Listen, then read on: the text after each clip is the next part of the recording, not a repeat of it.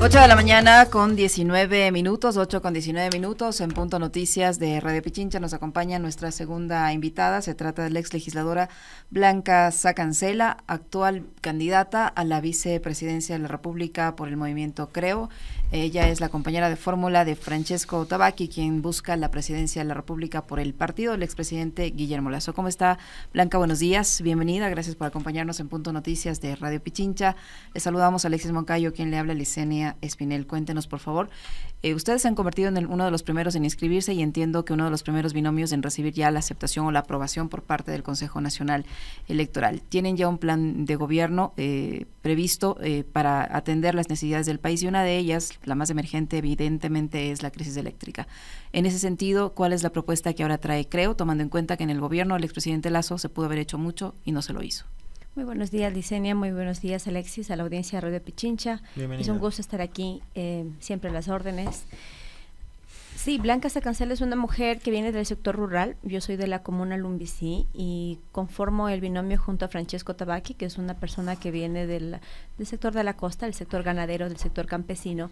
Y nosotros hemos asumido este reto y este compromiso con profunda responsabilidad, como yo le he dicho, evitando dejar todo a última hora, dejando para estar en los corre-corre, sino hacerlo de manera puntual. Nosotros, una vez que la autoridad responsable, como es el CNE, abrió la fecha de apertura, hemos presentado nuestra documentación de respaldo y fuimos el primer binomio en presentar los documentos, y en efecto el día de ayer el CNE, en la sesión que tuvo, ha ratificado la inscripción de nuestra candidatura. Esto pasa, de acuerdo al cronograma que tiene el CNE para estas elecciones, a la etapa de impugnación ciudadana, que evidentemente será un paso más dentro de este proceso que debemos cumplir el binomio de Francesco Tabacchi y Blanca Sacancela, pero también todos los binomios que se inscriban, ¿no? Y entiendo que hasta el cierre de ayer están apenas inscritos 5.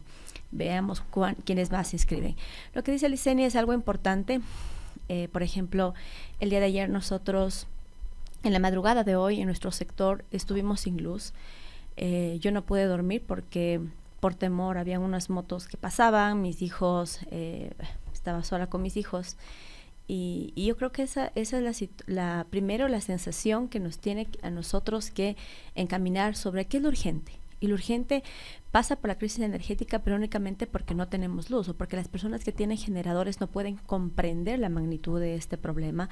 Pasa porque el país se queda sin un norte, sin una luz, sin poder generar y sin poder básicamente continuar. Junto a Francesco hemos analizado la situación energética del país. Nosotros estamos promoviendo dentro de la matriz energética poderla diversificar. ¿Y en qué sentido poderla diversificar? Teniendo 3 ejes, 3 planes en diferente plazo, a corto, a mediano y a largo plazo. A corto plazo nosotros pensamos que existe una infraestructura que se ha heredado ya de diferentes gobiernos anteriores, que son las termoeléctricas principalmente, y que esa infraestructura no ha tenido mantenimiento en los últimos años. Existen contratos que en el último periodo simplemente no se ejecutaron porque el problema de lo político, no hice yo, hizo el anterior y por lo tanto no doy continuidad. Entonces no se ejecutaron y nosotros estamos promoviendo un plan de alianza público-privada. Si el privado quiere invertir, no puede hacer, pero con la condición de que asuma el mantenimiento y la operación al 100% de una termoeléctrica existente. Entonces, ahí vamos a mejorar el abastecimiento al sistema nacional. Y la barcaza que tenemos hoy, si ustedes tal vez se preguntan por qué no genera la electricidad y por qué no vemos ese soporte de la barcaza, porque trajimos la barcaza sin tener la infraestructura para conectar el sistema nacional. Entonces, el experto que estaba anteriormente habló de muchos más detalles, porque evidentemente él es un experto, pero el análisis que nosotros hemos hecho de manera responsable, no necesitamos una, necesitamos 3. Por suerte, hoy el temporal ayudó. Ayer había lluvias torrenciales en Cuenca, pero me parece que países de la región, como el vecino Perú, no ha vivido estas situaciones que nosotros sí nos ha lacerado económicamente, familiarmente, a nivel de seguridad. Y creemos que debemos caminar hacia un país en donde no puede ser posible que sigamos atendiendo lo básico, o sea, no tener agua y no tener luz. Me parece que es algo que no puede ser las necesidades de ahora.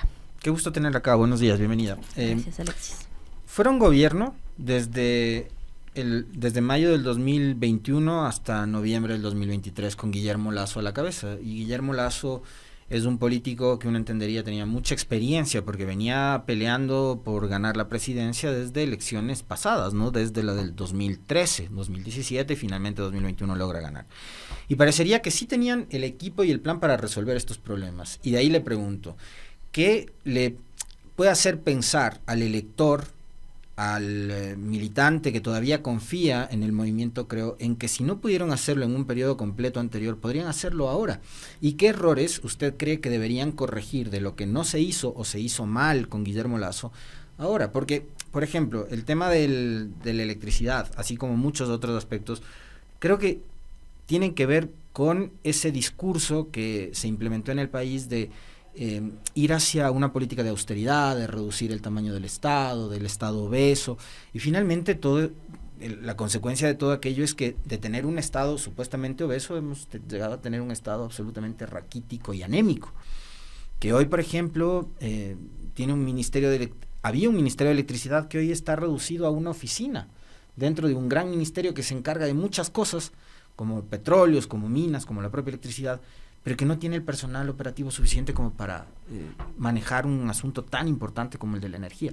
¿Qué aprendizajes les dejó el gobierno de Guillermo Lasso y qué errores no repetirían?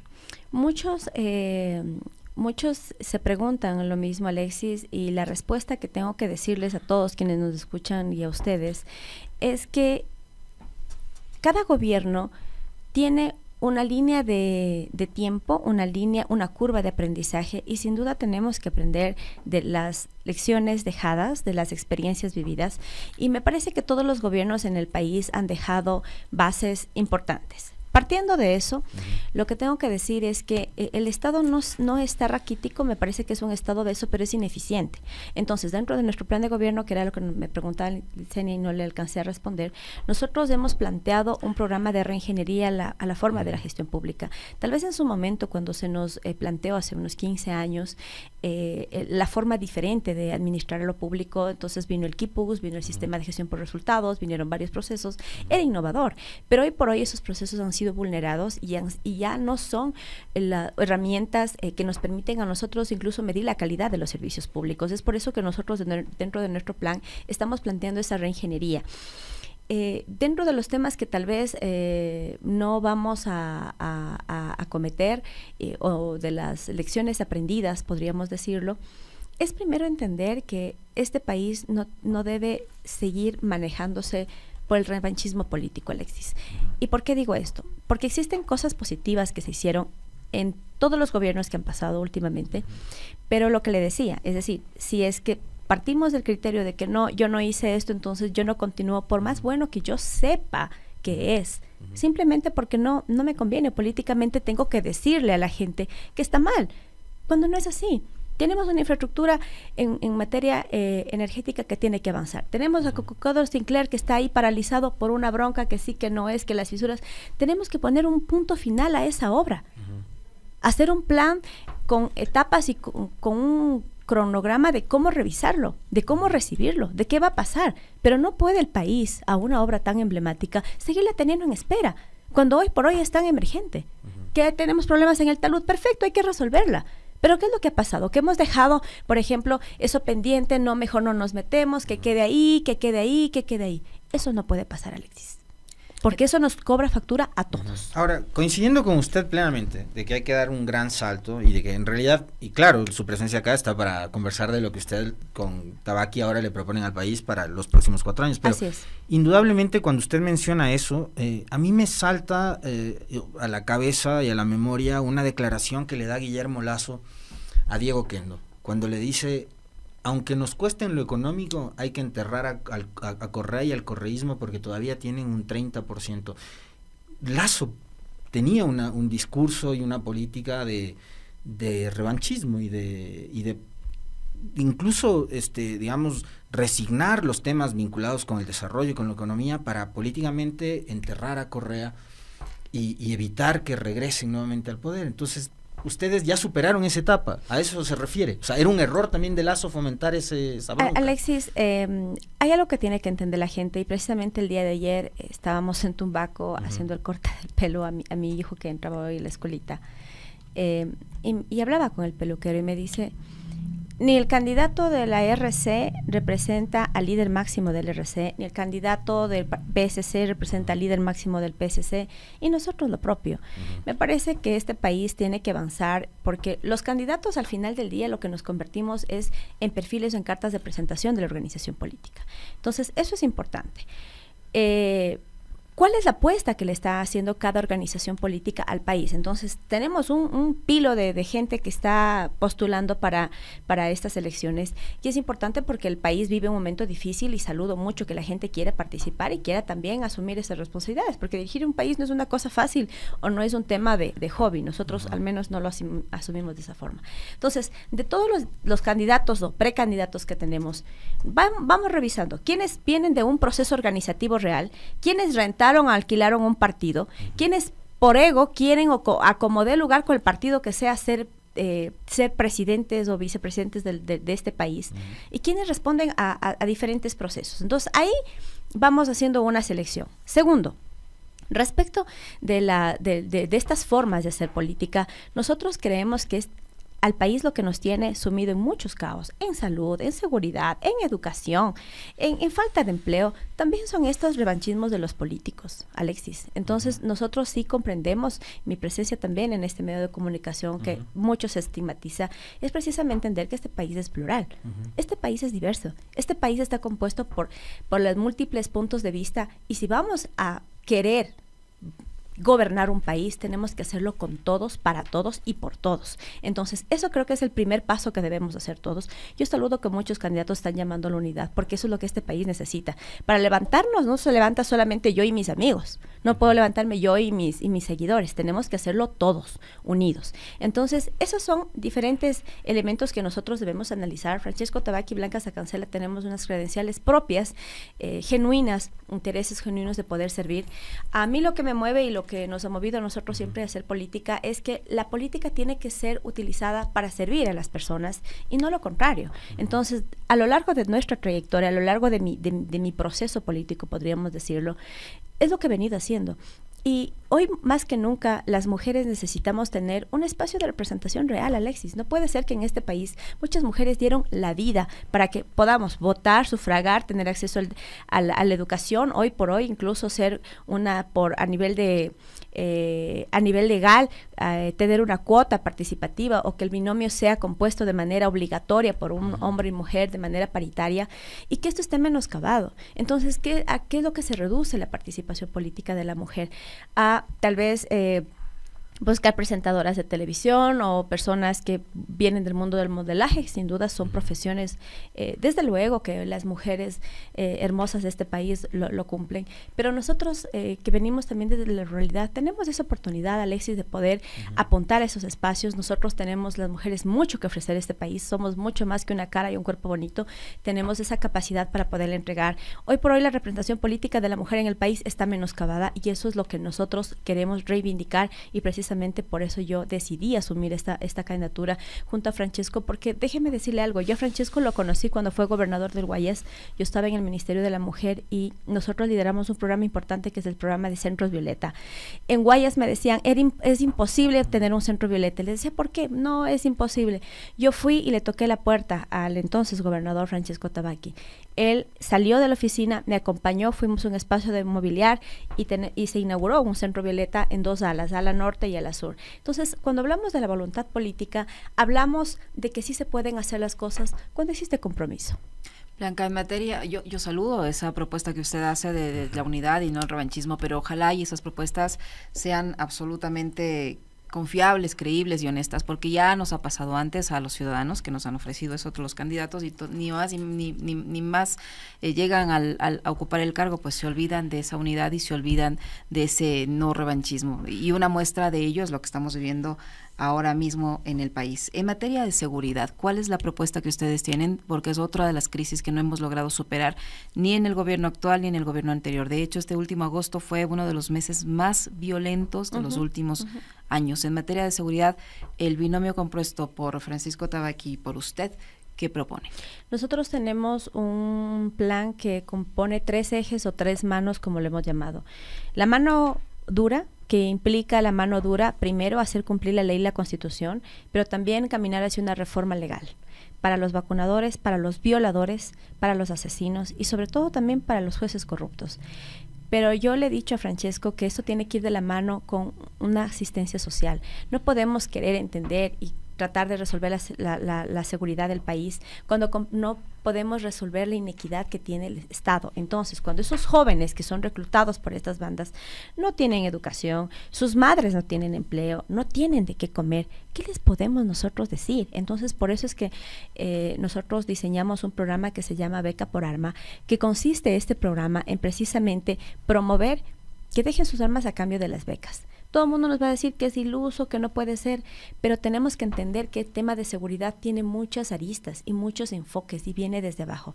Va a tocarle al país y le va a costar muchos años para poder avanzar y mejorar en materia de seguridad. Pero también nosotros creemos en la mano inteligente, y la mano inteligente tiene que ver con las relaciones que podemos tener con otros países que son expertos y que han pasado situaciones similares. Por ejemplo, Israel.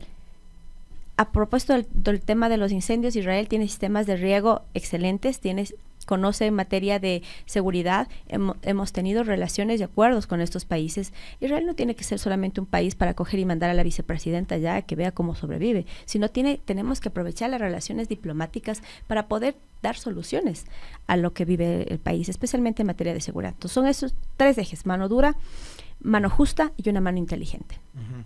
Generación de empleo, proponen ustedes como, digamos, una de las herramientas para evitar que ciudadanos que necesitan obviamente solventar los gastos en casa y demás recurran a actos ilegales, ¿no? ¿Cómo van a fomentar empleo? ¿Qué es lo que van a hacer para redinamizar la economía de este país y el sector productivo? Nosotros venimos con una propuesta desde el campo. Solo creo que quienes hemos labrado la tierra con nuestras manos, hemos sembrado, sabemos lo que es esperar los tiempos para poder cosechar, lo que implica pagar el tractor, el arado, la rastra, lo que implica tener la semilla, los fertilizantes. Podemos entender que el país es un país rico precisamente por esta opción y incluso los climas diferenciados que tenemos, y nuestra propuesta es sí regresar al campo, pero de una mirada desde una perspectiva real. Francesco viene desde esa experiencia precisamente de la generación de empleo en el agro. Eso nos va a permitir muchas cosas. Dentro de la generación de empleo en el agro, le cuento a Alexis, el mes anterior estuvimos en Tungurahua, visitamos el cantón de los Diablitos, de las fiestas de enero, Píllaro, las fiestas que son en enero, de eso sí me acuerdo, no, mentira, en Píllaro. Y por ejemplo, que es una provincia súper productiva. Súper productiva, y le voy a poner este ejemplo. Mira, Alexis, nos reunimos con las mujeres lecheras, la Asociación de Mujeres Lecheras del Cantón Píllaro, y ellas producen su leche y tienen un tanque para poder conservar su leche y venderlo. La ley del precio de sustentación, que tanto nos peleamos incluso en la asamblea, ni siquiera es eficiente. Y le digo por qué. Porque la ley del precio de sustentación, que dice que se tiene que pagar a 50 centavos, solamente le beneficia al piquero, o sea, al que recolecta y va y vende al precio final. A las personas le siguen cobrando o le siguen comprando la leche a 22, 27 centavos. Entonces, ¿qué es lo que nosotros estamos planteando y cómo regresada a esta mirada al campo para que ustedes lo puedan aterrizar? Por ejemplo, las mismas madres, estas mujeres lecheras, tienen a sus hijos en las escuelas rurales. Nos trajo una leche que les da el gobierno y la cortó, el Tetra Pak. Y evidentemente ordeñó la leche y nos hizo probar. Pruebe esta leche y pruebe esta leche. Evidentemente la leche de Tetra Pak, primero, que tenía ya fecha de caducidad 17 de septiembre, cuando los guaguas estaban empezando a clases, y un paquete, una funda de galletas que les habían dado, no sé si el ministerio tenía, la escuelita tenía en stock, lo que sea, pero les habían mandado. Me dice, esto yo no les doy a mis hijos, esto yo les doy a los chanchos. Entonces, ¿por qué, Alexis, la mirada al campo tiene que ser enfocada en esto? Estas asociaciones de las mujeres lecheras pueden tranquilamente, con una asistencia del Estado, no dinero. Ok, a nivel asociativo, nosotros hemos tenido asociaciones de porcicultores, de acuicultores en el sector rural, ya. A nivel asociativo a veces es complicado, por más que la teoría sea bonito y todo, pero el Estado puede asistir con todo el proceso de producción. ¿Por qué no podemos lanzar este programa de agricultura familiar campesina que está incorporado en mi plan de trabajo, en mi plan de gobierno, para que ellas puedan a nivel sectorizado, como en su momento se hizo con la contratación pública, para que las empresas de limpieza sean las mismas personas, las señoras que hacen la limpieza puedan ofertar al Estado? ¿Por qué estas mujeres lecheras no pueden dar la leche en Tetra Pak de la Organización de Mujeres Ayana a las mismas escuelitas del sector rural? Entonces, ¿qué va a pasar? Que va a generarse empleo, que la gente vamos a mitigar el tema de la migración interna, que es otro problema grave, y que vamos a dinamizar la economía. Entonces ya no va a vender a 27 centavos y no va a tener que estar por ley a 50 centavos la leche, sino que el precio final va a ser $1.20 en promedio del litro de leche. Entonces, eso es volver la mirada al campo. Lo mismo pasa con el tema de las barras energéticas, solamente hablándole en materia de la alimentación escolar. No le estoy diciendo que las mujeres lecheras del campo van a dar la alimentación escolar al colegio Manuela Cañizares, al centro. No. Tenemos que entender que eso tiene que ser sectorizado, pero en el campo hay muchas oportunidades. Y lo que ha dicho Francesco también, y lo digo en este medio, ¿por qué no pensar en rescatar lo bueno de los otros gobiernos? La obra pública en su momento dio muchas fuentes de empleo en este país. ¿Por qué no recuperar esas obras públicas, esa línea de trabajo que tuvo un gobierno para mantener una red vial, primero, que se ganó en partida doble, una red vial en buenas condiciones, pero que también se generaba empleo en cada una de las localidades? Nosotros estamos apuntando a eso. ¿Por qué no rescatar lo bueno también en el trabajo con las personas con discapacidad, que lo lideró otro gobierno? ¿Por qué no seguir con esta línea de trabajo con la de nutrición crónica infantil y la apertura de nuevos mercados? Entonces, cuando estamos hablando de regresar la mirada al campo, estamos entendiendo que no es únicamente dar un paquete de ura y un kit de semillas. Estamos hablando de que el campo tiene que empezar a producir. Así que esa es la apuesta que nosotros le estamos haciendo. Creemos que esto genera ya, hoy por hoy, miles de plazas de empleo y que puede ser el motor para levantar este país. Usted señala que es interesante regresar la mirada, destacar lo bueno, darle continuidad. En estos últimos, de estos últimos dos gobiernos, ¿qué le daría continuidad? De estos últimos dos gobiernos daría continuidad a la atención a las personas con discapacidad. Hoy por hoy la atención para las personas con discapacidad se limita a una oficina en una subsecretaría del MIES, cuando tenemos una población de más de 1 millón de personas con discapacidad que en su momento tuvieron atención, pero hoy no. Y a eso sumar lo que está pasando con los jóvenes autistas, Licenia. No me parece justo a mí que los padres tengan que luchar porque incluso colegios privados no les reciben por el problema del autismo. Entonces, ¿qué mismo es el autismo? Tenemos que ver qué pasa con el tema del CONADIS. El CONADIS se ha convertido en una institución burocrática más, porque no sabemos cuál es el rol que está cumpliendo el CONADIS, y debemos entender que las personas con discapacidad no solamente es esa población de casi 1 millón de personas, sino también el entorno, sus padres. ¿Qué está pasando con el tema de la nutrición crónica infantil? Se superó en un 3.5% aproximadamente. Este gobierno ha dado continuidad a ese programa, pero todavía nos falta mucho más. Es decir, no podemos creer que este porcentaje tiene que ser ya el logro más grande del país. Tenemos que mejorar, pero eso también pasa por dar agua potable a la gente, porque la madre sea atendida. Y mire, la semana anterior estuvimos en el Azuay y, por ejemplo, ¿qué es lo que pasa con las mujeres rurales? Y yo creo que ahí es importante esta compenetración que tenemos Francisco Tabaqui y Blanca Sacancela. Hoy por hoy el sistema de salud pública no considera a la medicina ancestral parte de su estructura. Entonces, cuando dicen, es que las señoras no entienden, no, es al revés. No le podemos obligar a una persona que deje de dar a luz con la partera, porque es parte de su tradición, parte de su esencia, pero entonces el Estado tiene que adaptarse a esa realidad, porque no es que las señoras son las que no entienden que tienen que tomar esto. Entonces es una política estatal que tiene que ir a la inversa para entender que las señoras, mientras no toman las vitaminas o lo que nos mandan en la medicina natural, podemos tomar, por ejemplo, el morocho, la cauca, que para nosotros son los insumos y las vitaminas que necesitamos en la etapa del parto, y desde ahí parte el tema de toda la atención de la nutrición crónica infantil, principalmente el tema de agua potable. Se creó una secretaría en su momento, una institución para atender, creo que era Senagua, y hoy por hoy igual no está cumpliendo su función. Entonces, son esos temas que nosotros estamos comprometidos y súper claros en los puntos en los cuales hay que tocar. Para cerrar ya brevísimo, la próxima asamblea va a sumar, me parece que 14 legisladores más.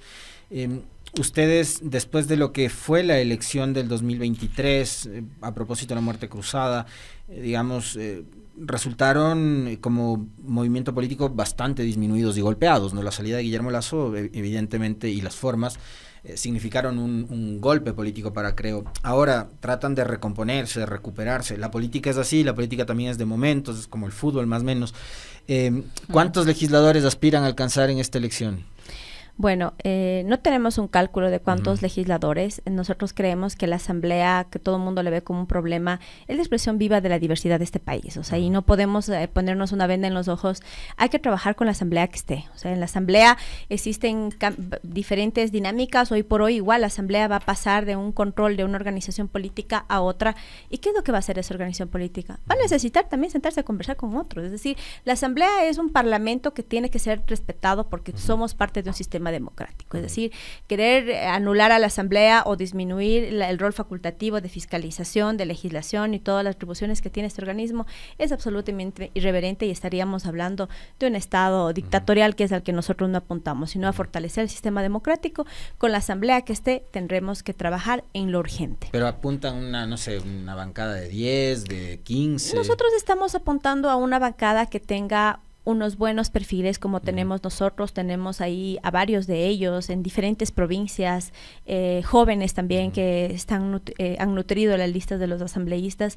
Me parece que es importante que gente nueva, que los jóvenes preparados, que hay muchos en este país, opten por la participación política porque solo así se puede cambiar un poco también la imagen y la dinámica política. Muy bien, muchísimas gracias. Muchas gracias. Muy amable por estar acá y visitarnos en persona. Siempre, las puertas abiertas. Gracias, muchas gracias. Siempre he venido aquí.